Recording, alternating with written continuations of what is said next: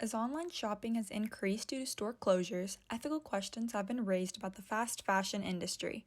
Thrift shop owner Sophia Scarsi shares some of these concerns and her approach to shopping ethically. I really love thrifting, and so I became pretty good at it, especially over quarantine. And so I decided to start my own thrift shop, and it's called Lollipop Thrift Shop. Every order comes with a free lollipop. I don't know if I would have started my thrift shop if the pandemic didn't happen, just because the pandemic brought out a lot of social issues that we need to talk about. And I think that fast fashion really came to the forefront at some point in time. But I think it also just gave me so much time to figure out how to thrift and how to do a good job. I think thrifting has gained so much popularity. It's very trendy at the moment. I think that thrifting is good, but you also need to be conscious of what you're doing and how you're thrifting. I learned a lot about fast fashion, and I was continually educating myself on that, and I realized how bad that was just in ethics and into our environment. And so I really wanted to reduce my contribution to that. And so I found that thrifting was so much more sustainable and just so much better sourced.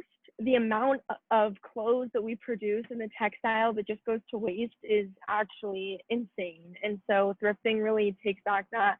And it also reduces labor that is not exactly the most ethical. 80% of clothes at the Goodwill actually end up going to landfills. And so we have a huge surplus of clothes and everything, but you got to make sure that you're buying from the right places. So buying from higher income neighborhood thrift shops is okay. And also, what I do personally is I make sure that when I buy from a thrift shop, I make sure I also donate to that thrift shop because we all have extra clothes. For my thrift shops, I still want to make thrifting accessible. So I try to start at the prices that I paid for them so that people can still buy them, but then people can bid on them. Whatever sells, sells. And I make back some money usually because people usually bid, but I also really just enjoy doing this for fun. It's really about connections. And I think, especially small businesses, you have to kind of get creative because if someone can just conveniently buy from a website, that's a lot less work than buying from your little store.